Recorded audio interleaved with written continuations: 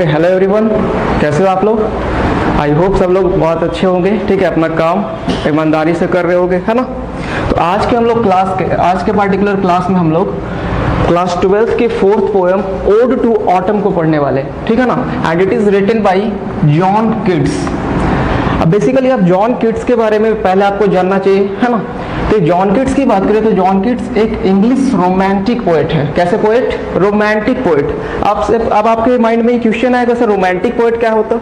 ठीक है, ऐसे पर्सन को हम लोग बेसिकली रोमांटिक पोएट बोलते हैं जो थोड़ा नेचर की खूबसूरती को अपने पोएम के थ्रू एक्सप्लेन करते हैं, ठीक है ना? तो अब जैसे इंग्लिश पोएट हैं तो इनका बर्थ कहाँ हुआ सर? इंग्लैंड में, ठीक है ना? इंग्लैंड के एक पोएट है सॉरी, और एक रोमांटिक पोएट है। और इस पोएम की बेसिकली बात करें तो ये पब्लिश कब किया गया था? 19 सितंबर 1819 को, ठीक है ना? अब जॉन किट्स के बारे में थोड़ा सा और आपको समझना होगा, ठीक है? बहुत ही इंटरेस्टिंग पोएट है, पोएम है, बहुत ही खूबसूरत है। बिल्कुल ही आप लास्ट तक देखो, ठीक है ना? आपको बहुत ही इंजॉयमेंट होगा, ठीक है? बहुत मजा आने वाला है। ओके, मतलब गहराई को अगर समझोगे तो, ठीक है, बहुत ही डीप थॉट को इसमें एक्सप्रेस किया गया है, ठीक है? पहले थोड़ा सा जॉन किट्स के बारे में और जान लेते। तो खुदा ना करे कि ऐसा लाइफ किसी की हो, ठीक है, इतना ज्यादा ट्रेजेडी से भरा हुआ, इतना ज्यादा ट्रेजिक लाइफ जो कि जॉन किट्स, आप जानते हो बेसिकली इनका डेथ 25 इयर्स, ठीक है, मात्र ये 25 साल के थे तभी इनकी डेथ हो गई, ठीक है? और कितना ज्यादा ट्रेजेडी से भरा हुआ इनका लाइफ था। बेसिकली बहुत ही अर्लियर एज में इन्होंने अपने माता पिता को खो दिया, ठीक है? इनका एक छोटा भाई टॉम किट्स, क्या नाम था सर? टॉम किट्स, ठीक है? उनकी भी मौत ट्यूबरकुलोसिस की वजह से हो जाती है, ठीक है? ट्यूबरकुलोसिस जिसको टीबी हम लोग बोलते हैं ना, और इनकी भी मौत बेसिकली, हमारे जॉन किट्स की मौत भी ट्यूबरकुलोसिस की वजह से ही 25 इयर्स में हो जाती, ठीक है? और ये प्यार में भी असफल रहते हैं, ठीक है? एक गर्ल का नाम था बेसिकली फेनी ब्राउन, ठीक है ना? फेनी ब्राउन इनकी बिलव्ड का नाम था। अपने प्यार में भी असफल रहे, इनकी प्रेमिका इसे इस वजह से छोड़ देती है क्योंकि इन्हें क्या हो जाता है सर? ट्यूबरकुलोसिस, ठीक है ना? तो ये बहुत ही, अब देखो इतना ज्यादा ट्रेजेडी से भरा हुआ लाइफ, 25 साल की उम्र में इन्होंने क्या क्या नहीं देखा, ठीक है, क्या क्या नहीं खोया, लेकिन फिर भी देख रहे हो कि कितना ज्यादा एक पॉजिटिव, एक ऑप्टिमिस्टिक बिहेवियर के थ्रू आपको एक मैसेज देने की कोशिश कर रहे हैं, ठीक है ना? तो ऐसा नहीं होता कि प्रॉब्लम्स सिर्फ एक आपके लाइफ में, ठीक है, प्रॉब्लम सबके लाइफ में होता है, बट आपको फेस करके उसको आगे बढ़ना पड़ता है। ये एक पॉजिटिव मैसेज इसमें दिया गया, ठीक है? सोच रहे हो ना, इतना ज्यादा ट्रेजेडी से भरा हुआ, ठीक है? तो हमारे पोएम का हेडिंग क्या है सर? Odd to autumn. एक बार बोलोगे सब लोग, क्या लिखा हुआ? Ode to autumn. और राइटर का क्या नाम है सर? जॉन किट्स, ठीक है? ये आपका ऑब्जेक्टिव कॉर्नर हो गया, आपके एग्जाम में डायरेक्ट पूछा जाएगा कि ओड टू ऑटम के राइटर कौन है सर? तो जॉन किट्स, ठीक है ना? और ये पोएम कब पब्लिश हुई? 19 सितंबर, ठीक है ना? 1819 सॉरी। और ये जो अगर पोएम की बात करें तो ये 19th सेंचुरी की पोएम है, ठीक है, क्योंकि 1819 में पब्लिश की गई थी, ठीक है? चलो अब स्टार्ट करते हैं। तो थोड़ा सा स्टार्ट करने से पहले आपको समझना होगा कि ये ओड क्या होता है, ठीक है ना? किस टाइप की पोएम को हम लोग ओड बोलते हैं, ठीक है? तो ओड बेसिकली लिरिकल पोएम होती है। कैसी पोएम? एक लिरिकल पोएम होती है और थोड़ी सी लेंदी होगी, ठीक है? क्या होती है सर? थोड़ी लेंदी होती है और वो इलेबोरेट फॉर्म में लिखी हुई होती है, ठीक है ना? और बहुत ही ज्यादा सीरियसनेस को इस चीज के थ्रू एक्सप्रेस किया जाता है, ठीक है? बहुत ही ज्यादा सीरियसनेस, ऐसा नहीं कि कुछ भी पे ओड लिख दिया जाएगा। तो ओड बेसिकली किसी चीज को ग्लोरीफाई करने के लिए, किसी चीज को एप्रिसिएट करने के लिए, इधर वो लिविंग हो, एनिमेटेड हो, या एनिमेट ऑब्जेक्ट हो, या ठीक है इनएनिमेटेड हो, बेसिकली उस चीज को ग्लोरीफाई करने के लिए, उस चीज को एप्रिसिएट करने के लिए क्या लिखी जाती है? हमारी ये पोएम लिखी जाती है बेसिकली, ठीक है ना? तो अब बेसिकली हम लोग स्टार्ट करते हैं। अच्छा, एक ऑटम को आप लोग समझते हो? ऑटम हमारा सीजन, किस टाइप का सीजन बेसिकली होता है, ठीक है? तो आप हिंदी में बोलोगे तो एक पतझड़ का मौसम है, ठीक है? तो देखो ये पोएम ऐसे खूबसूरत क्यों माना जाता है, ठीक है ना? तो जॉन किट्स को हम इस टाइप का पोएट देख सकते हैं कि ये क्या देखते हैं, ये किस सेइंग को कंफर्म करते हैं कि beauty lies in the eyes of the holders, ठीक है ना? खूबसूरती देखने वाले पे डिपेंड करती है, ठीक है ना? देखने वाले की नजरों पे, उसका देखने का नजरिया उस चीज को कैसा है उस चीज पे डिपेंड करती है। अब जितने भी पोएम्स बेसिकली सुने होंगे तो स्प्रिंग सीजन के बारे में, स्प्रिंग सीजन की तारीफ की जा रही है, वर्षा है ना, रेनी सीजन, विंटर सीजन की तारीफ की जा रही है। कभी भी आपने किसी भी पोएट को एक ऑटम के सीजन को तारीफ करते हुए नहीं सुना होगा। एक पतझड़ का मौसम जहां सब कुछ सूना सूना सा लगता है, बिल्कुल ही हरियाली खत्म हो जाती है, उस चीज को ग्लोरीफाई, उस चीज को एप्रिसिएट करने वाले हमारे पोएट है जॉन कीट्स। और इनकी ओड सिर्फ ये ऑटम नहीं है, इन्होंने ओड टू अ नाइटिंगेल लिखा है, ठीक है ना, ओड टू मेलंकली, बहुत सारे अप्रॉक्स 5-6 ओड अपनी लाइफ में ये लिखे। और ओड टू ऑटम इनके लाइफ का सबसे लास्ट ओड माना जाता है, क्योंकि ये 23 साल की उम्र में इन्होंने ओड लिखी थी और 25 साल की उम्र में इनकी मृत्यु हो गई अनफॉर्चुनेटली, ठीक है। बहुत ही सैडनेस का ये सिचुएशन आप बोल सकते हो, ठीक है। तो अब चलो पोएम को स्टार्ट करते हैं। बेसिकली थोड़ा गहराई से आपको समझना होगा, क्योंकि वर्ड्स जो यूज किया गया है ना, एक एक लाइन को आप लोग देखोगे ध्यान से, एक एक वर्ड को, क्योंकि आपके एग्जाम में फर्स्ट पोएम में भी ये चीज बताया गया था कि एक लाइन कहीं से भी उठाकर आपको डायरेक्ट क्वेश्चन में ऑब्जेक्टिव में दे दिया जाएगा और पूछा जाएगा ये कौन से पोएम की है या इसे किस राइटर ने लिखा, ठीक है ना। तो आपको एक एक लाइन पे ध्यान देना होता है। तो लिखा गया first line, season of mist and मेलो फ्रूटफुलनेस। क्या लिखा गया सर? Season of mist. अब मिस्ट का मीनिंग आप लोग समझोगे, ठीक है, बहुत ही आराम से प्यार से समझते जाना है, ठीक है। मिस्ट का मीनिंग बेसिकली अगर देखा जाए तो आप फॉगी वेदर को बोलते हो। किस वेदर को? फॉगी। जब आप विंटर सीजन की बात करो, अच्छा ये थोड़ा सा आपको समझना होगा कि ये जो पोएट है आप इंग्लैंड के हैं ना, तो इंग्लैंड के क्लाइमेट को रेफर करते हुए लिखे। इंग्लैंड का क्लाइमेट कुछ और है। बेसिकली आप समझोगे कि ऑटम सीजन जो इंग्लैंड में होता है ना, क्या होता है सर? ऑटम सीजन जो इंग्लैंड में होता है ना, पतझड़ का मौसम, तो वहां ऐसे पेड़ होते हैं कि सारे के सारे पेड़ जो हैं, क्या होते हैं, सारे के सारे जो पेड़ के पत्ते हैं वो एक साथ जमीन पर टूटकर गिर जाते हैं, ठीक है ना। सारे के सारे जो पेड़ के पत्ते होते हैं सर, वो एक साथ टूटकर जमीन पर गिर जाते हैं। तो वो जो सीन होता है ना, देखने में बहुत ज्यादा खूबसूरत सीन होता है देखने में, ठीक है, बहुत ज्यादा खूबसूरत सीन होता है इसके लिए। और अगर इंडिया की बात करें तो इंडिया में ऐसा सिचुएशन नहीं आता, ठीक है। कुछ पेड़ का पत्ता बाद में गिरता, कुछ पेड़ का पहले, ऐसा होता है ना बेसिकली। तो ये इंग्लैंड के क्लाइमेट को रेफर करते हुए लिखा गया, तो उसी पॉइंट ऑफ व्यू से आपको समझना होगा। और बहुत ही ज्यादा पर्सोनिफिकेशन का यूज किया गया, इसमें पर्सोनिफाई किया गया है। और बेसिकली किस चीज का, इसमें आप बोल सकते हो इमेजिनरी का यूज किया गया, ठीक है। सीन को इमेजिन कर सकते हो, जैसे आपको बोला गया कि सर बहुत सारे पत्ते जो है पेड़ से झड़कर जमीन पे गिरे हुए हैं, तो आप इस चीज को इमेजिन कर सकते हो कि नहीं? बिल्कुल आप इमेजिन कर सकते हो ना, ठीक है। चलो अब स्टार्ट करते हैं। देखा गया सीजन ऑफ मिस्ट एंड मेलो फ्रूटफुलनेस, ठीक है। तो मिस्ट का मतलब आप लोग समझे सर क्या होता है? फॉगी वेदर को हम लोग बोलते हैं। किस चीज को? फॉगी वेदर, ठीक है ना। कुहासा जिसको आप बोलते हो, मेलो फ्रूटफुलनेस, ठीक है। तो मेलो का मतलब बेसिकली क्या होता है? बहुत ही ज्यादा सॉफ्ट, पका हुआ। तो बोल रहे कि ये जो सीजन है ना, ऑटम सीजन जो है, बेसिकली इंग्लैंड में बात करें तो ऑटम सीजन से ही क्या दिखाई देने लगता है? मिस्ट। मिस्ट का मतलब क्या? फॉग। फॉग दिखाई देने लगता है। लेकिन इंडिया में बात करोगे तो आपका विंटर सीजन आता है, तभी आप फॉग देख पाते हो, है ना। तो ये बोल रहे हैं कि ये जो ऑटम सीजन जो होता है बेसिकली ये किस चीज का? मिस्ट का सीजन होता है और मेलो फ्रूटफुलनेस का सीजन होता है। इस सीजन में सारे जो फल होते हैं वो बिल्कुल ही पक जाते हैं, ठीक है ना। वो बहुत ही इडिबल बन जाते हैं, वो इटेबल, वो खाने लायक बन जाते हैं, इसे खाया जा सकता है, ठीक है ना, इस सीजन में। फर्स्ट लाइन आप लोग समझे। नेक्स्ट लिखा गया close bosom friend of the maturing sun, ठीक है। फिर लिखा गया क्लोज बोसोम फ्रेंड, ठीक है ना। बोसोम फ्रेंड बेसिकली बोसोम फ्रेंड इसको बोलते हैं, प्रोनाउंसिएशन कोई बोसोम बोसोम दोनों सही है, ठीक है ना। तो बोसोम फ्रेंड की अगर बात करें तो बहुत ही ज्यादा क्लोज फ्रेंड, बहुत ही ज्यादा इनिमेट, ठीक है, इंटीमेट फ्रेंड, जिसको आप एक वर्ड में बोल सकते हो ऑल्टर ईगो। क्या बोल सकते हो सर? ऑल्टर ईगो, ठीक है ना। बहुत ही जो क्लोज फ्रेंड होता है जिससे आप बहुत कुछ शेयर करते हो अपने पर्सनल लाइफ के बारे में, ऐसे इंसान को बोला जाता है ऑल्टर ईगो, या आप उसको बोसोम फ्रेंड या इंटीमेट फ्रेंड बोलते हो, ठीक है। तो लिखा गया close bosom friend of the maturing sun. और बोल रहे देखो अब कैसे पर्सोनिफिकेशन का यूज किया गया, यहाँ पे पर्सोनिफाई किया गया है, दोनों को फ्रेंड बनाया गया। किस चीज को फ्रेंड बनाया गया? एक ऑटम सीजन को और एक सन को। देखो कितना ज्यादा डीप इमेजिनेशन से ये लिखा गया है पोएम को, ठीक है ना। किस चीज को? सन को और ऑटम सीजन दोनों को फ्रेंड बनाया गया। बोल रहे ये दोनों इतने ज्यादा क्लोज फ्रेंड है, इतने ज्यादा ऑल्टर, इतना ज्यादा इंटीमेसी है इन दोनों के बीच में, ठीक है। किन दोनों के बीच में सर? सन एंड ऑटम के बीच में, ठीक है। लिखा गया third line conspiring with the vines. अब एक मीनिंग आप लोग समझोगे वाइन्स क्या होता, ठीक है। वाइन्स बेसिकली हम लोग क्रीपर्स को बोलते हैं। क्रीपर्स आप लोग समझते हो, एक हो गया हमारा ट्री, एक हो गया प्लांट, एक हो गया क्रीपर्स। आप लोग बुशे ये सब पढ़े हो ना साइंस में, जो कि मतलब दीवार के सहारे ऊपर चढ़ते जाती है ना, लत्ती या क्या बोलते हैं ना, इस टाइप से समझ लो। अब कॉन्स्पायरिंग का बेसिकली बात करें तो कॉन्स्पायर किस वर्ड से, कॉन्स्पायरिंग किस वर्ड से बना, कॉन्स्पायर से, और इसी से बना कॉन्स्पायरेसी। कॉन्स्पायर का मतलब क्या होता है, षड्यंत्र रचना बेसिकली, है ना, एक साजिश रचना। तो ये बोल रहे हैं conspiring with the vines that round the thatch eaves run.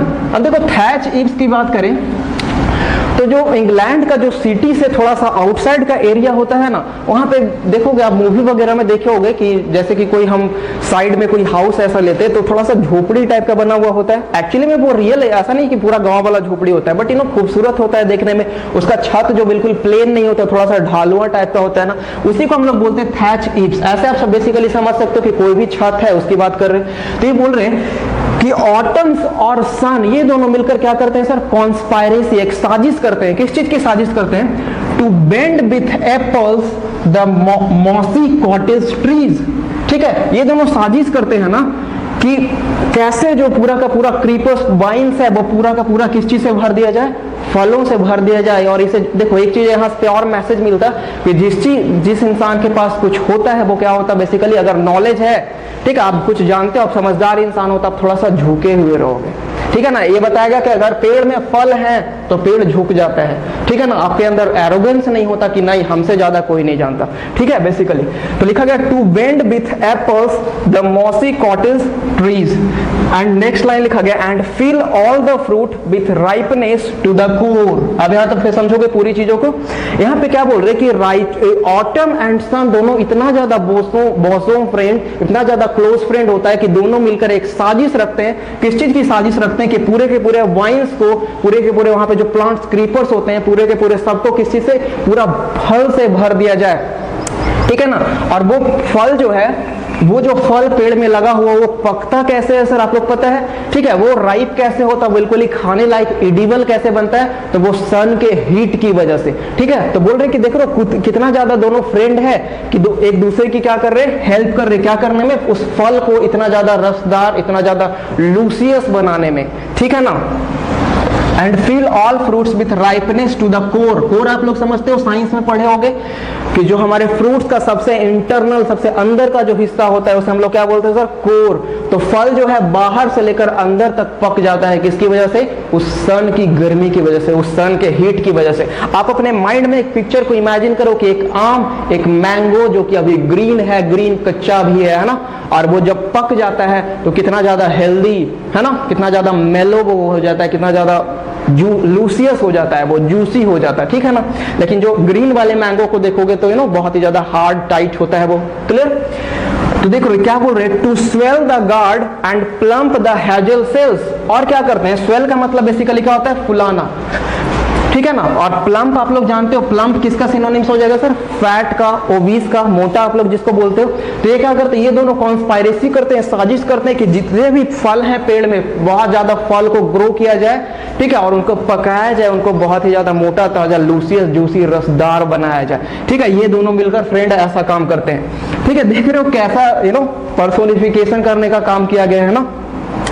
फिर लिखा गया with a sweet kernel to set budding. ठीक है, आप लोग बोर्डिंग भी पढ़े होंगे साइंस में, बायो में पढ़ना था है ना। And still more later flowers for the bees until they think warm these days will never cease। ठीक है, एक मीनिंग आप लोग समझोगे, सीज। तो सीज का मतलब क्या होता है सर, स्टॉप करना किसी चीज को, स्टॉप। जैसे आप लोगों ने न्यूज में सुना होगा कि पाकिस्तान ने सीज फायर का वायलेशन किया। तो सीज फायर का वायलेशन करने का मतलब क्या, कि बॉर्डर पे एक लॉ बना हुआ है कि आप विदाउट रीजन ऐसी फायरिंग नहीं कर सकते, और वो फायरिंग करता तो किस चीज का वायलेशन किया गया सर, सीज फायर। तो सीज का मतलब क्या होता है, किसी चीज को स्टॉप करना। ठीक है ना, लास्ट लाइन इस स्टेंजा का लास्ट लाइन भी है, फॉर समर हैज और ब्रिम्ड। ब्रिम्ड का मतलब क्या होता है, फुल ऑफ। क्या होता है सर, फुल ऑफ, किसी चीज से बहुत ही ज्यादा भरा हुआ। जैसे आप बोल सकते हो हिज, ठीक है ना, his eyes is brimmed with tears. आंसुओं से अगर आंखें बहुत ज्यादा भरी हुई हो, ठीक है ना, अब वो आंसू खुशी के हैं, ठीक है, तो तब आप यूज करोगे कौन सा word, brimmed, brimmed with tears. ठीक है ना, दिस क्लैमी सेल्स। अब इस स्टेंजा थोड़ा सा 3-4 लाइन जो लिखा हुआ है उस चीज को थोड़ा सा समझेंगे, और इसमें एक्चुअली में क्या एक मैसेज देना चाह रहा है, क्या मैसेज छिपा हुआ है।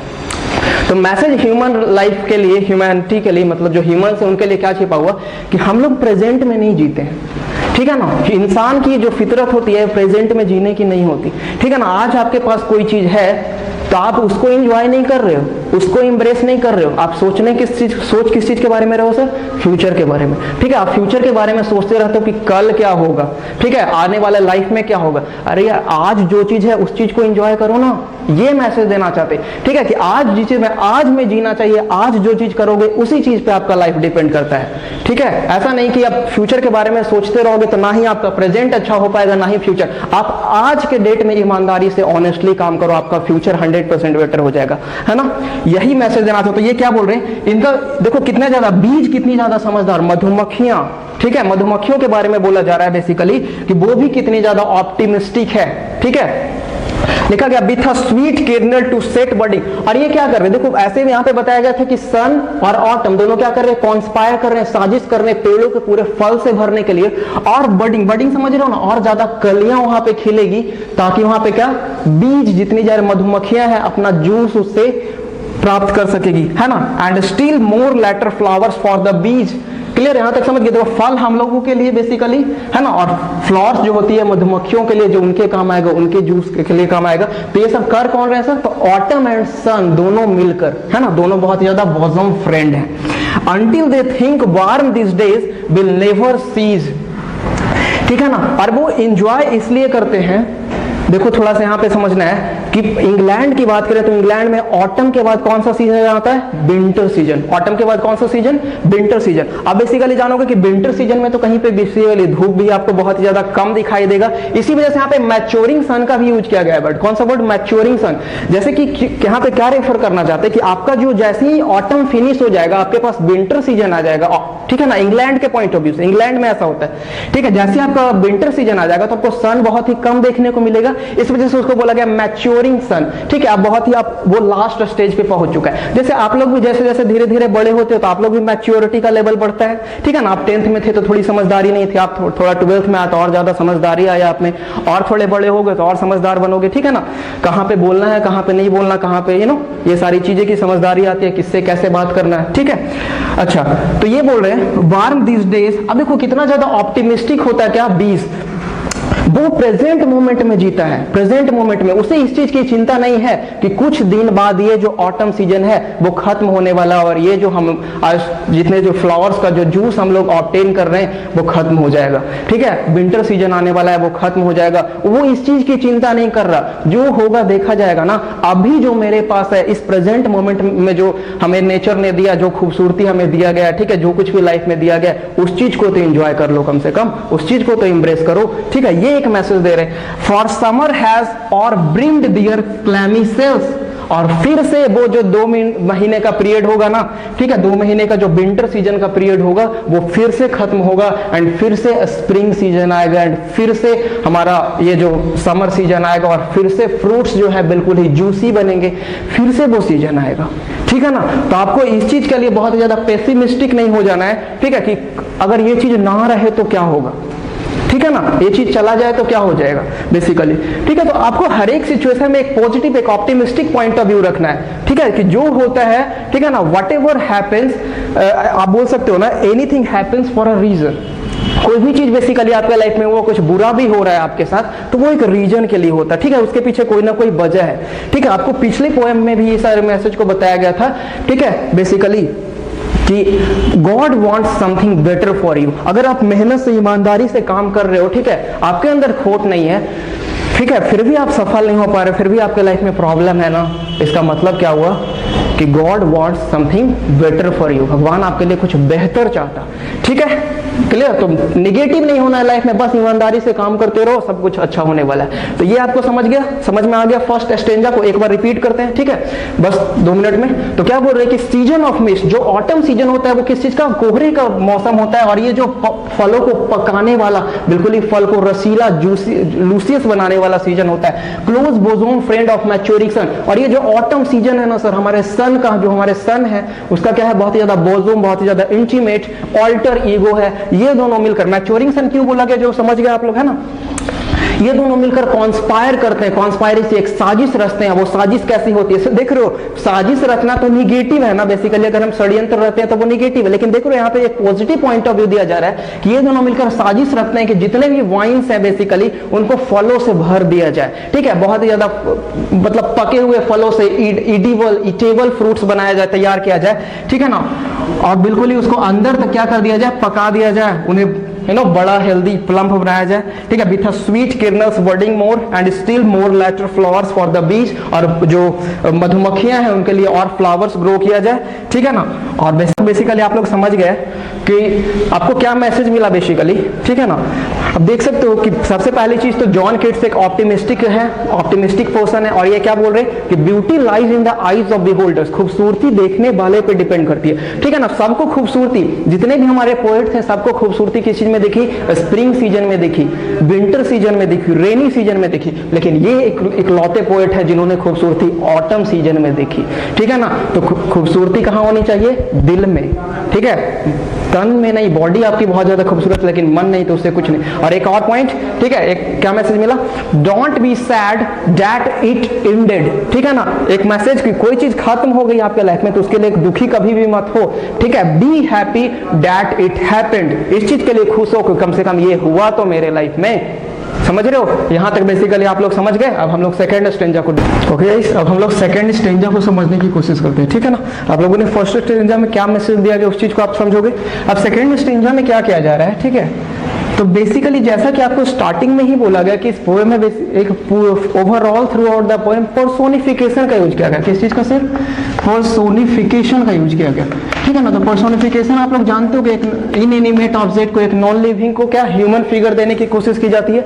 तो यहाँ पे ऑटम को ना, यहाँ पे ऑटम को एक वुमेन से, एक गर्ल से या फीमेल कुछ भी बोलो, ठीक है, उस चीज से कंपैरिजन किया गया। ऐसा आप जितना भी मौसम की बात करोगे, वेदर जो हमारा सीजन होता है, सॉरी, जो सीजन की बात करोगे तो उसे फीमेल ही कंसीडर किया जाता है ना, ठीक है। पोएट्री राइटिंग जैसे बोले बसंत ऋतु आई, ऐसा ही तो बोलते हो आई, इसका मतलब क्या, फीमेल की बात की जाती है। जितने भी सीजन्स होते हैं बेसिकली उनको क्या फीमेल के कैटेगरी में मानकर, ऐसा सोचकर वो पोएट जो है लिखते हैं, ठीक है ना।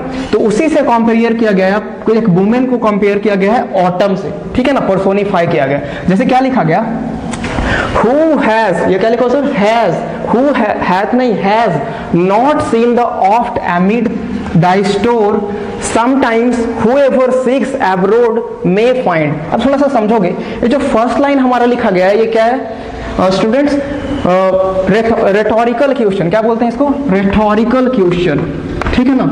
रेटोरिकल क्वेश्चन बोलने का मतलब क्या होता है बेसिकली कि एक्चुअली में देखने में तो आपको ये लग रहा है कि एक क्वेश्चन पूछा जा रहा है, बट ये एक्चुअली में होता है एक स्टेटमेंट है। क्या होता है सर, एक स्टेटमेंट ही। जैसे आपसे पूछा गया, जैसे एक बच्चा क्लास में राहुल नाम का बैठा हुआ है और हम उससे बोले राहुल तुम्हारा नाम क्या है, देखना थोड़ा सा ऑब्जर्व करना, हम क्या बोले, राहुल तुम्हारा नाम क्या है। तो बोलोगे क्या मजाक कर रहे हो सर, आप नाम भी बता रहे हो और नाम भी पूछ रहे हो। तो आप इसमें देखोगे कि क्वेश्चन में क्या छिपा हुआ है सर, आंसर छिपा हुआ है। इसी को हम लोग बोलते हैं रेटोरिकल क्वेश्चन, ठीक है, क्लियर। अब हम किसी फ्रेंड को बोलेंगे क्या तुम्हारा दिमाग खराब हो गया क्या, तो आप देखो पॉसिबिलिटी क्या है कि उसका दिमाग खराब हो गया, हम यही तो बोलना चाहते हैं और वो इस चीज को एक्सेप्ट भी करेगा, है ना, उसी में आंसर छिपा हुआ। अच्छा अब देखो, अब इस चीज पे आते हैं, लिखा हुआ है who had not seen the oft एमिड the store. Basically किस चीज को किसी ने नहीं देखा, तो लिखा गया sometimes whenever seeks abroad may find. देखो मेक पॉसिबिलिटी की बात की जाती है।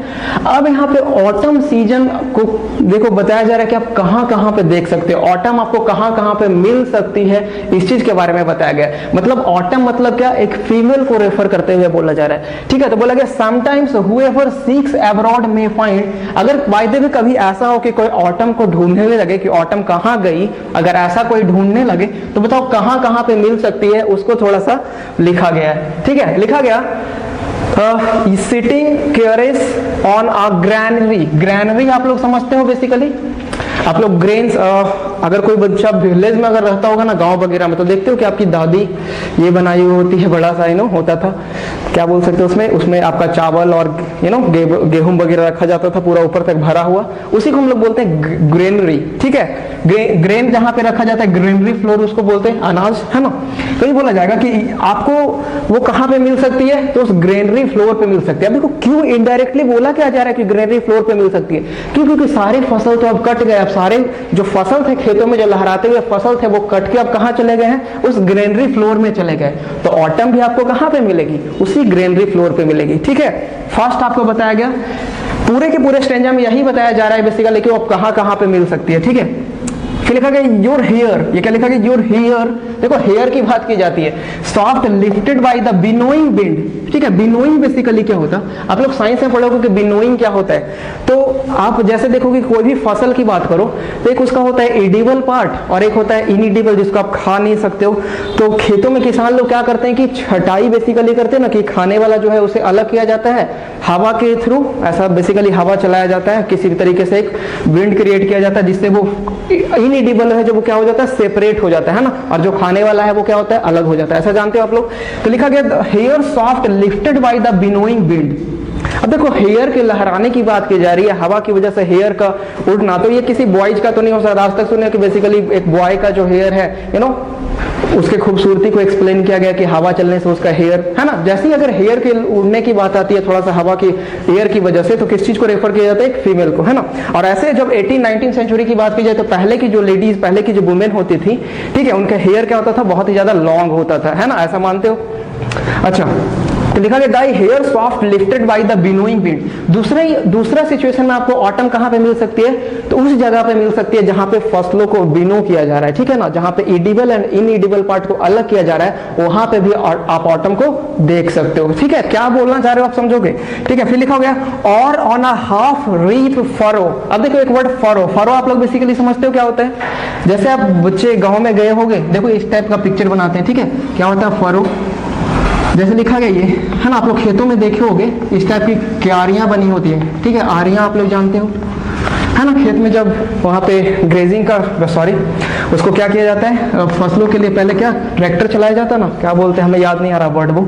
ठीक है, तो यहाँ पे ये जो क्यारियां बन जाती है दैट इज कॉल्ड फरो। तो देखते हो एक जगह पे गड्ढा होता है, फिर थोड़ा सा इस टाइप का पिक्चर बनता है, ऐसे एक कर्व्ड लाइन, है ना, उसी चीज को फरो बोलते हैं। तो बोला जा रहा है कि थर्ड सिचुएशन में आपको वो उस फरो के किनारे सोती हुई नजर आएगी। क्या करती हुई, एक साउंड स्लीप के साथ सोती हुई नजर आएगी। अब देखो यहाँ पे बोल क्या रहे हैं, ऑटम सीजन। अब यहाँ से थोड़ा सा आगे चले गए, जब autumn season basically and position पे पहुंच गया। जैसा आपको बताया गया था स्टार्टिंग में कि ऑटम की बात करें तो ऑटम आपका सितंबर टू नवंबर होता है, और ये पोयम का आप लिखी गई थी सितंबर में लिखी गई थी। अब इस पोयम को आगे थोड़ा सा ले जा रहा है कि जब खत्म होने का कगार पे आएगा तब क्या क्या। ठीक है, तो लिखा गया on a half ripped furrow sound sleep. ठीक है, थर्ड पोजीशन सोई हुई फरो में।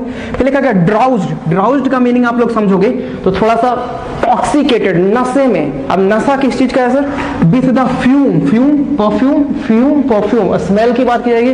किस चीज की स्मेल की, तो पॉपीज। तो पॉपीज एक तरीके का क्या होता है सर, फ्लावर। एक तरीका क्या होता है, फ्लावर पॉपीज। ठीक है ना। अब देखो कि सर फ्लावर से किसी को नशा कैसे आ जाएगा। ठीक है ना, कोई भी फूल की बात करोगे तो फूल से किसी को नशा कैसे आ सकता है। तो आप बेसिक 18-19 सेंचुरी में ऐसा माना जाता था इंग्लैंड में कि एक फ्लावर पॉपी है, उसका लोग ओपियम में यूज करते। तो ओपियम जानते हो ना कि एक नशीला पदार्थ इस टाइप का बनाया जाता था थोड़ा सा नशा करने के लिए। ठीक है, तो उस चीज को, वो फ्लावर को पॉपी बोला जाता था। तो उसके स्मेल से ही थोड़ा सा क्या आता था, नशा। ठीक है, वाइल यू लुक, तो यहाँ पे क्या बोला जा रहा, ड्राउज्ड विथ द फ्यूम, मतलब नशे में। किस चीज के नशे से, उस पॉपीज के परफ्यूम, उस पॉपीज के स्मेल के नशे में सोई हुई आपको कहां पे नजर आएगी, तो खेतों के फरों में, जो फरो बना हुआ, जो क्यारियां बनी हुई है वहां पे नजर आएगी।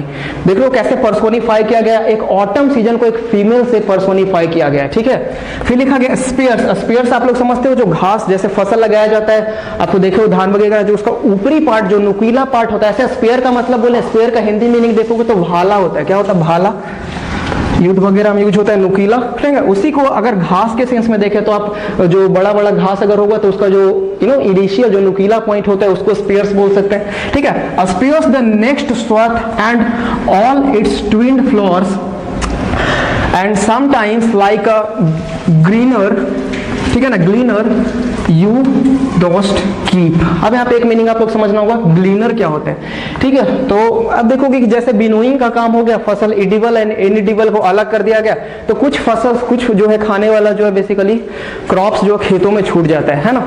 तो थोड़े से जो गरीब किस्म के किसान होते थे उनको खेतों में लगाया जाता था कि सब लोग क्या कर लो, वो मतलब पूरा का पूरा खेत के सारे फसल को सफाई किया जाता है ना, ऐसा बोला जाता है। तो उसी को हम लोग बोलते थे ग्लीनर।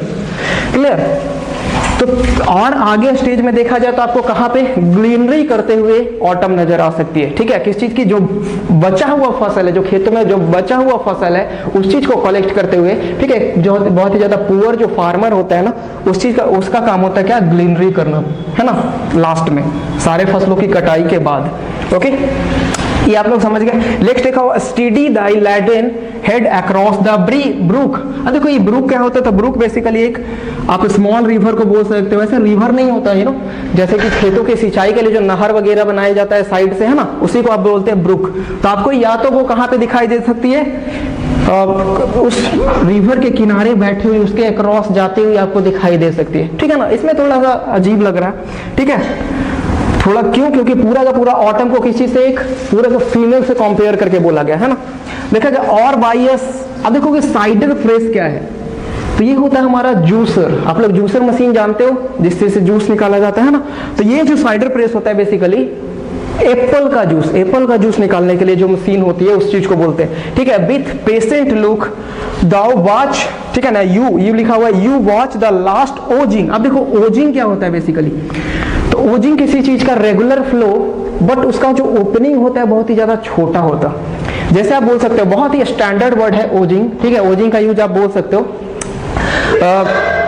जैसे अगर बात करें किसी को उंड हो गया, ठीक है, तो उंड का जो ओपनिंग होता है बहुत ही छोटा होता है। अगर वहां से ब्लड फ्लो हो रहा है, ठीक है ना, तो बोल सकते हो ब्लड इज ओजिंग, समझ रहे हो, वहां से एक रेगुलर फ्लो हो रहा है, बस उसका ओपनिंग क्या है बहुत ही ज्यादा छोटा, तो उस चीज को हम ओजिंग बोल सकते हैं। ओजिंग कॉन्फिडेंस भी हो सकता है। क्या होता है सर, ओजिंग कॉन्फिडेंस भी होता है। जैसे कि आप बाय द वे कहीं पे लेक्चर देने चले गए और पूरे के पूरे ऑडिटोरियम में 500 लोग 1000 लोग बैठे हुए हैं, ठीक है ना, तो बेसिकली अगर फर्स्ट टाइम गए होगे तो किसी का कॉन्फिडेंस बहुत ज्यादा लूज होता है, लेकिन जैसे ही बोलूंगा वो स्टार्ट करते हैं उसका कॉन्फिडेंस में इंक्रीजमेंट एक दिखाई देता है। ठीक है, सारे पर्सन जो यहाँ पे बैठे हुए उस चीज को फील कर सकते हैं कि बंदा कितना ज्यादा कॉन्फिडेंट है, तो that is called Ojing confident. ठीक है ना, ओजिंग कॉन्फिडेंस। ठीक है, तो यहाँ तक आप लोग, यहाँ पे आप लोग समझ गए कि इस स्टेंजा में पूरा का पूरा बेसिकली क्या किया गया है, ऑटम को फाइंड आउट। ठीक है, ऑटम आपको कहाँ कहाँ पे मिल सकती है, मतलब वो फीमेल के कैटेगरी में बताएगा कि कहाँ कहाँ पे आप उसे ढूंढ सकते हो। तो फर्स्ट सिचुएशन आपको बताएगा कि उस ग्रैनरी फ्लोर पे मिल सकती है, बिनोइंग बिंड जहाँ पे बिनोइंग किया जाएगा वहां पे मिल सकती है, फरो के पास मिल सकती है। ठीक है ना, वो नशे में थोड़ी सोई हुई है। उसके बाद आपको ग्रीनरी करते हुए, ठीक है, ग्लीनर की तरीके से काम करते हुए वहां पे मिल सकती है, नदियों के किनारे बैठी हुई मिल सकती है। ठीक है, फिर ओजिंग बेसिकली आप लोग समझे, लास्ट लिखो you watch the last Ojing hours. जैसे एप्पल के फ्रूट से, एप्पल जब फ्रूट होता है उसके जब रस निकाला जाता है ना मशीन से, तो वो छोटे से ओपनिंग से ही तो बाहर आता रहता है regular, that is called Ojing. तो वहां पे भी आप ऑटम को देख सकते हो। यही था बेसिकली हमारा सेकेंड स्टेंजा में कि आप कहां कहां पे उसको फाइंड कर सकते हो। अब थर्ड स्टेंजा में बेसिकली और उसको ग्लोरीफाई किया गया है, उस चीज को समझने की कोशिश करोगे। ठीक है ना, ओके ओके सर, हम लोग थर्ड स्टेंजा, लास्ट स्टेंजा देखने की कोशिश करते हैं। ठीक है ना, अब इस स्टेंजा में क्या किया गया है बेसिकली, अब जानते हो बेसिकली कि अब जैसा सेकंड स्टेज आप लोग समझो कि ऑटम सीजन एंडिंग के पोजीशन में पहुंच गया है ना, उस चीज को थोड़ा सा ग्लोरीफाई किया गया बेसिकली। स्टार्टिंग से तो देख रहे हो ग्लोरिफिकेशन, एक एप्रिशिएशन की बात की जा रही है, और यहाँ पे थोड़ा सा टाउंटिंग किया गया है किस चीज पे, स्प्रिंग सीजन पे, जिसे हम लोग बहुत ज्यादा खूबसूरत सीजन मानते हैं, बहुत ही, है ना, बोलते हैं बसंत ऋतु बहुत ही सुहावना मौसम, इस टाइप का बोलते हो कि बहुत ही अच्छी ऋतु होती है। अब देखो राइटर क्या बोल रहे हैं कि स्प्रिंग को पे ही टाउंटिंग कर रहे, बोल रहे कितनी ज्यादा खूबसूरती ऑटम में ऑब्जर्व करने के बाद, जो कि कोई नहीं ऑब्जर्व कर सकता था। ठीक है, अब ऑब्जर्वेशन के बाद आप ये नहीं मान सकते कि स्प्रिंग ही सबसे खूबसूरत है, क्योंकि beauty lies in the eyes of beholders. खूबसूरती देखने वाले की आंखों पे डिपेंड करती है। ठीक है ना, उस किस नजरिए से देखता है, क्लियर। ओके, तो देख रहे हो फर्स्ट लाइन लिखा गया, where are the songs of spring. अब देखो टाउंटिंग करके बोल रहे कि अब जो स्प्रिंग के जो गाने थे वो कहाँ गए। ठीक है, where are the songs of spring, यहाँ पे क्या है, एक्सक्लेमेशन का यूज किया गया, वेयर आर दे, कहाँ है वो। ठीक है, थिंक नॉट टू देम। ठीक है, you has your music too. देखो इस चीज को थोड़ा सा ध्यान दो, लिखा क्या है, ओल्ड इंग्लिश में दाऊ लिखा जाता है, लेकिन इसको मॉडर्न इंग्लिश में यू बोलते हैं। ओल्ड इंग्लिश में इसे दाई लिखा जाता था, लेकिन मॉडर्न इंग्लिश में इसे योर बोलते हैं। ये भी आप एग्जाम में डायरेक्ट पूछा जाता है। ठीक है, कि दाऊ का मतलब क्या होता है, ऑब्जेक्टिव क्वेश्चन में, क्लियर ना। दाऊ मीन्स क्या यूज किया गया इस पोएम में, ये सारी चीजों को ध्यान दोगे। लिखा गया think not of them, you has your music too. ठीक है, तो अब बोला जा रहा है ऑटम को उसके बारे में आप मत सोचो स्प्रिंग के बारे में कि स्प्रिंग आपसे ज्यादा खूबसूरत है, ठीक है, उसमें ज्यादा क्वालिटीज है आपसे, आपके पास भी अपने क्या है अब गाने। You has your on music, your music too, clear ना। देख रहे हो कैसा टाउंटिंग कर रहे हैं, जिसे जितने भी राइटर जितने भी लोग होते हैं बोलते हैं बसंत का मौसम बहुत अच्छा होता है, लेकिन अब ऑटम को ये बोल रहे हैं पतझड़ का मौसम भी अच्छा होता है, वो देखने वाले पे डिपेंड कर रहा है ना। तो लिखा गया While weird clouds bloom the soft dying day, ठीक है। अब यहाँ पे डाइंग डे का मतलब ये समझोगे, ऐसा नहीं कि डे मर रहा, बेसिकली जब सेटिंग का टाइम आता है, जब सूरज डूबने लगता है ना, उसी चीज को बोला जाता है डाइंग डे, ठीक है। तो while weird clouds bloom the soft dying day and touch the stubble plains with rosy hue, situation कैसा है बेसिकली कि जब सूरज ढलने लगता है, ठीक है, शाम के जब मौसम आ जाता है, और देख रहे हो ऑटम क्या होने वाला है, अब ऑटम का सीजन अब खत्म होने वाला है, ठीक है। तो खेतों में बिल्कुल ही जो हमारा खेत है बेसिकली जो फील्ड वो बिल्कुल ही खाली पड़ा हुआ, तो उस टाइम जो सूरज की किरणें हैं, आप जानते हो कि इवनिंग के टाइम में जो सूरज का लाइट होता है बेसिकली आप बोलते हो रेडिश, थोड़ा सा गुलाबी आप बोल सकते हो, है ना। तो वो जो किरणें ऐसा लग रहा है कि जैसे जो डूबता हुआ सूरज उस खाली फील्ड को, उसकी जो रोशनी है उसको टच कर रही है, ठीक है। और आसमान में जो बादल होते हैं, आप बादल को ऑब्जर्व करोगे, ठीक है, तो वो एक वेयर्ड क्लाउड जैसे एक डिजाइनिंग टाइप है, नो इस टाइप का बन जाता है ना, that is called weird clouds, ठीक है। तो ऐसा सिचुएशन क्रिएट होता है। देन तब वो टाइम होता है जब ऑटम का अपना गीत तैयार होता है, ठीक है, जब ऑटम सीजन का ऑटम का अपना सॉन्ग तैयार होता है, ठीक है। उस टाइम में in a wailful choir the small gnats mourn among the river swallow born aloft। अब यहाँ पे देखो क्वायर बेसिकली बात करें तो क्वायर क्या होता है, ग्रुप ऑफ म्यूजिशियंस को बोलते हैं, जैसे कोई तबला बजा रहा, गिटार बजा रहा, इस टाइप का जब बहुत सारे म्यूजिशियंस एक साथ बैठ जाते हैं, दैट इज कॉल्ड क्वायर, ठीक है। तो बेलफुल का मतलब क्या होता है, बेलफुल बेसिकली सैड मॉर्निंग का सिंबल होता है। तो यहाँ पे क्या सिंबलाइज किया, क्योंकि जैसे ऑटम जो है, ऑटम सीजन अब खत्म होने वाला, ऑटम अब ठीक है ना मरने वाला, ऑटम की खत्म होने के कगार पे पहुंच चुका है, ठीक है। तो नैट्स बेसिकली अगर हम बात करें तो नैट्स एक तरीके का क्या कीड़ा मच्छर के साइज का होता है, तो उसकी जो भनभनाहट की आवाज आप देख रहे हो ना, छोटे से जो कीड़े होते हैं जब वो उड़ते हैं तो उनसे जो आवाज निकलती है उनकी बॉडी से, ठीक है, भनभनाहट की जो आवाज होती है, ठीक है, वो एक साउंड क्रिएट करते हैं, वो है ऑटम का म्यूजिक, ठीक है। नदियां जब फ्लो करती है, ठीक है ना, तो उससे जो आवाज, उससे जो खूबसूरत आवाज निकलती वो है ऑटम का म्यूजिक, ठीक है ना। और sinking as the light wind life dies, ठीक है। हेज क्रिकेट, क्रिकेट भी क्या होता है, एक तरीके का कीड़ा ही होता है बेसिकली, ठीक है। Sing and now with treble soft, ठीक है। ट्रेबल सॉफ्ट बोलने का बात करें तो सॉफ्ट साउंड, लेकिन थोड़ा सा पिच उसका क्या होगा, हाई पिच साउंड के बोला जाए तो that is treble soft. The redbreast whistles, redbreast आप बोल सकते हो झिंगुर को, है ना, whistles from a garden croft, ठीक है, and gathering swallows twitter in the skies, okay.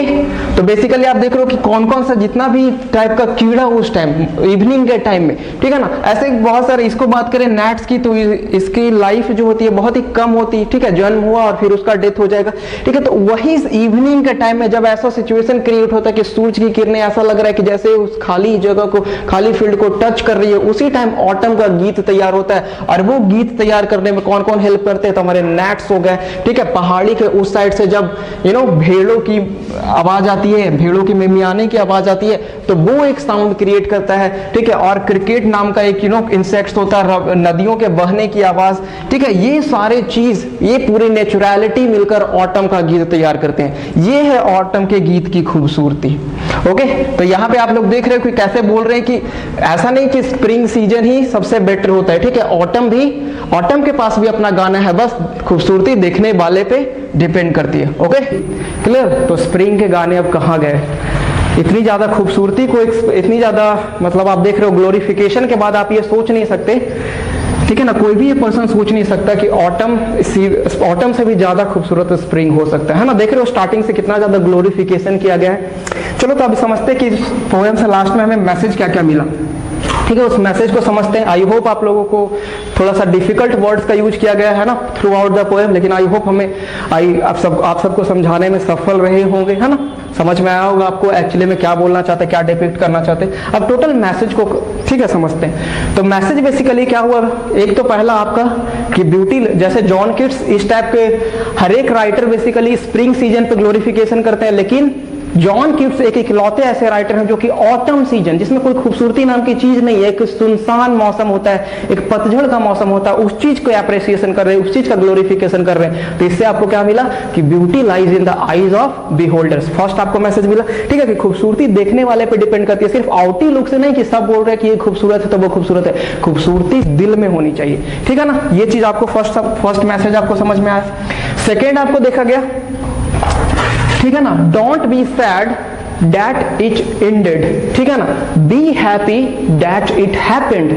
इस चीज को आप समझोगे, इस चीज से लिए आपको दुखी नहीं होना है ना कि कोई चीज आपके लाइफ से चला गया है, उस चीज का एंड हो गया। जैसे इसमें बताया गया था कि कैसे ऑटम अब खत्म होने वाला है, तो बीज भी क्या एक पॉजिटिव, एक ऑप्टिमिस्टिक बिहेवियर को लेकर चला गया, ऑप्टिमिस्टिक बिहेवियर। उसी तरीके से इंसानों के लाइफ में भी क्या होना चाहिए, एक ऑप्टिमिस्टिक होना चाहिए, हमेशा सोच एक ऑप्टिमिस्टिक की तरीके से सोचना चाहिए, ठीक है, कि जो कुछ भी हो रहा है क्या हो रहा है सर, अच्छे के लिए हो रहा है, ठीक है ना। बस ये चीज आपको देखना है, लेकिन आप में ऑनेस्टी होना चाहिए, आप ईमानदारी से काम कर रहे हो कि नहीं, ठीक है। ये मैसेज बेसिकली मिला।